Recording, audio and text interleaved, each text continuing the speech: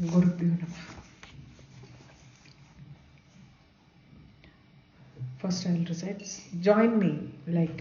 okay? Then you will get one time practice also.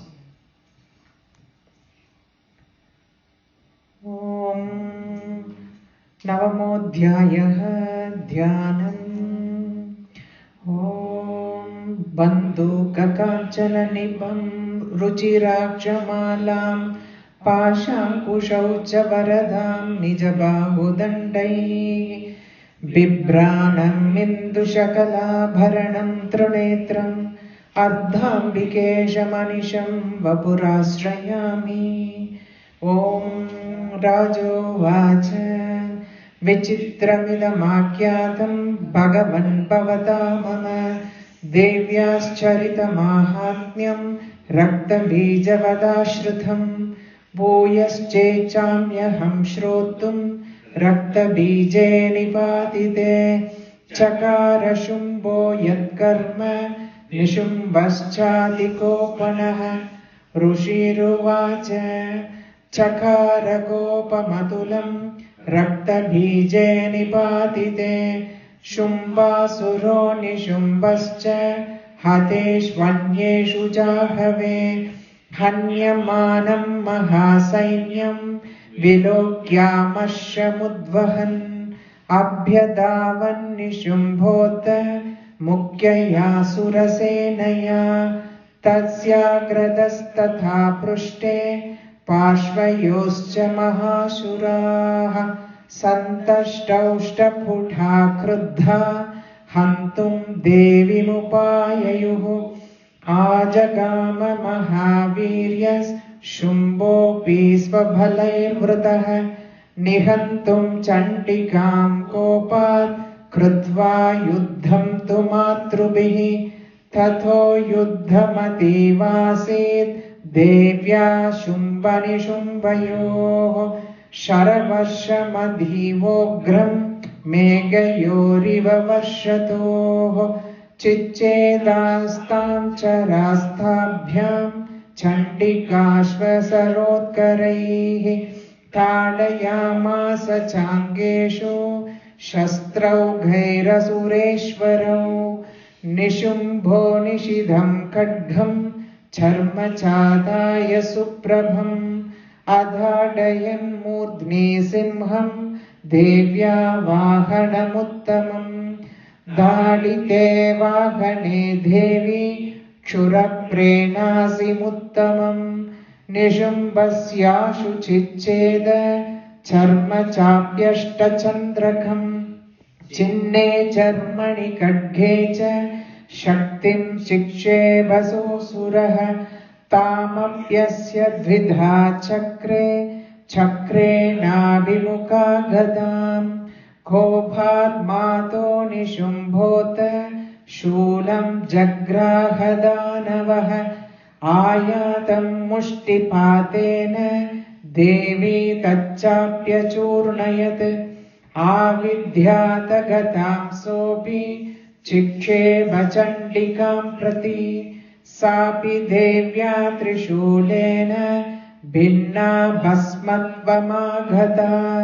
Tataf Parashu Hastam Tam Ayantam Daitya Pungavam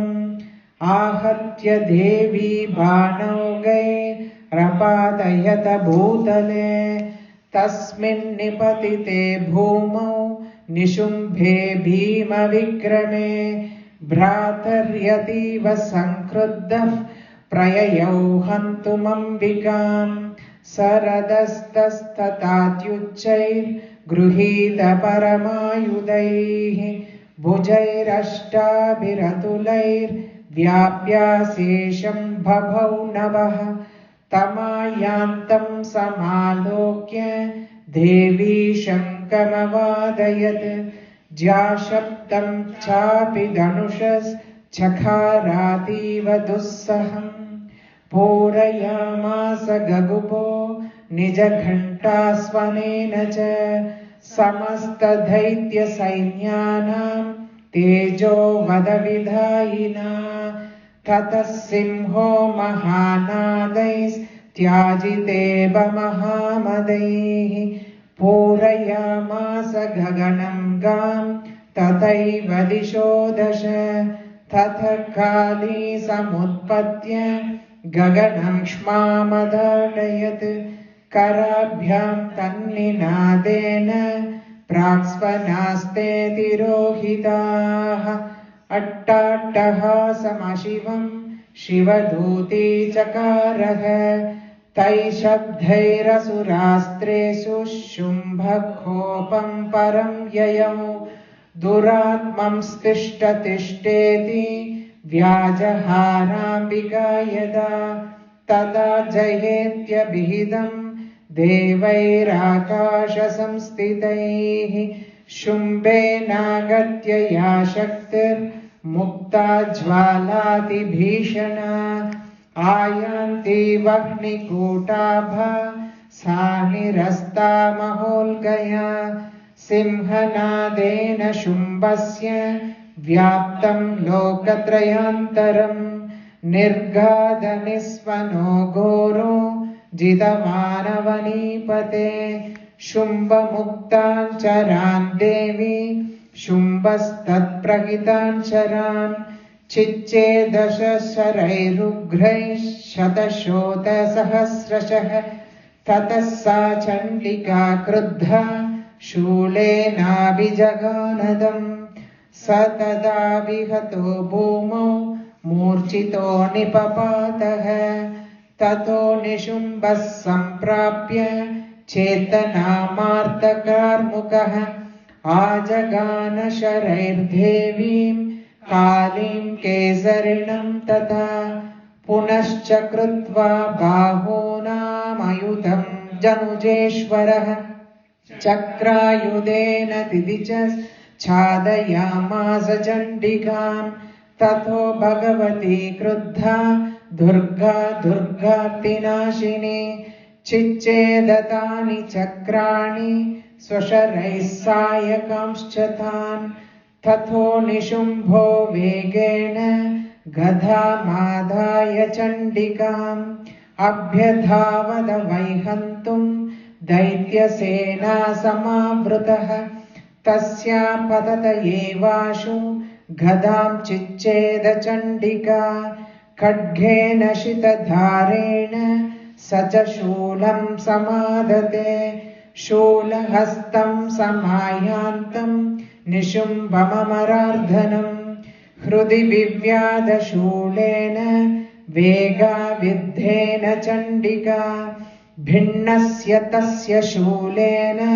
हृदया निःसृतो परः महाबलो महावीर्यस्तिष्ठेति पुरुषो वदन् तस्य निष्क्रामतो देवी प्रहस्य स्वनवत्ततः शिरश्चिच्चेद खड्गेन ततो सावपतद्भुवि ततः सिंहश्चखादोग्रं दंष्ट्राक्षुण्ण शिरोधरान् असुरांस्तांस्तथा काली शिवधूती तथा परान् कौमारी शक्तिनिर्भिन्नाः केचिन्नेषुर्महासुराः ब्रह्माणि मन्त्रपूतेन तोये नान्ये निराकृताः माहेश्वरी त्रिशूलेन भिन्नापेतुस्तथा परे वाराही तुण्डघातेन केचिच्चूर्णीकृता भुवि खण्डं खण्डं च चक्रेण वैष्णव्या दानवाः कृताः वज्रेण चैन्द्रीहस्ताग्र विमुक्तेन तथा परे केचिद्विनेषुरसुराः केचिन्नष्टा महाहवात् भक्षिताश्चापरे काली शिवधूती मृगादिपैः। ओम इति श्रीमार्कण्डेय पुराणे सावर्णिके मन्वन्तरे देवी माहात्म्ये निशुम्भवधो नाम नवमोऽध्यायः।